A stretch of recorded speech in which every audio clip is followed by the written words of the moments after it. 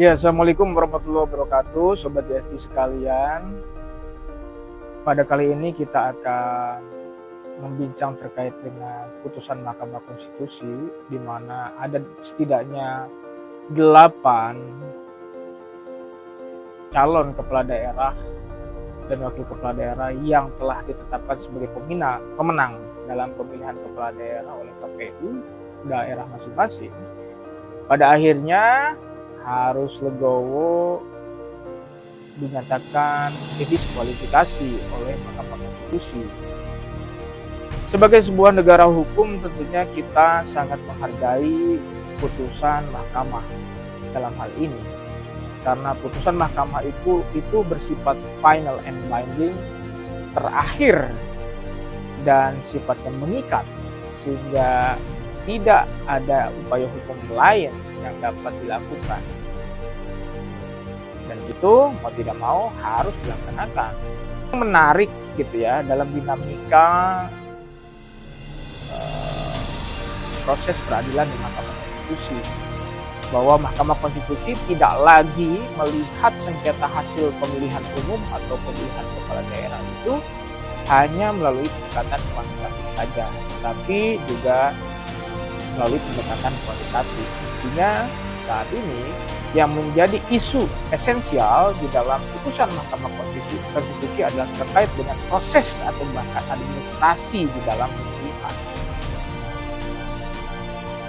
termasuk juga sengketa yang terjadi pada pemilihan kepala daerah Kabupaten Tasikmalaya, di mana yang menjadi isu utama di dalam pertimbangan Mahkamah Konstitusi adalah terkait dengan masa jabatan 2 periode yang telah dilakukan atau dilaksanakan atau yang telah diemban oleh kepala daerah sebelumnya ya, yang menjadi calon kepala daerah saat ini yang sudah ditetapkan oleh KPU sebagai pemenang, yaitu Pak Haji Ade Sugiarto. Jadi Pak Haji Ade Sugiarto sebagai calon kepala daerah terpilih berdasarkan Pilkada 2024 itu sudah dianggap menjalani masa jabatan selama 2 periode.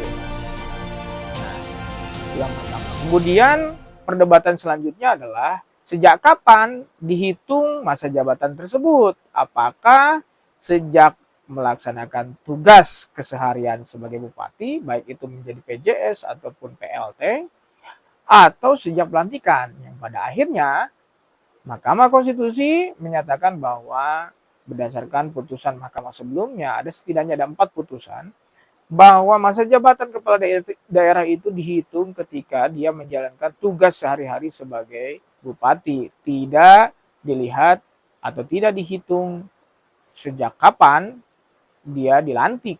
Gitu. Oleh sebab itu, maka yang menjadi dasar pertimbangan putusan Mahkamah Konstitusi mendiskualifikasi kepala daerah dalam hal ini adalah Kabupaten Tasikmalaya, termasuk juga ada satu daerah yang lainnya yaitu Kutai Kartanegara, karena dianggap calon kepala daerah tersebut telah menjabat 2 periode.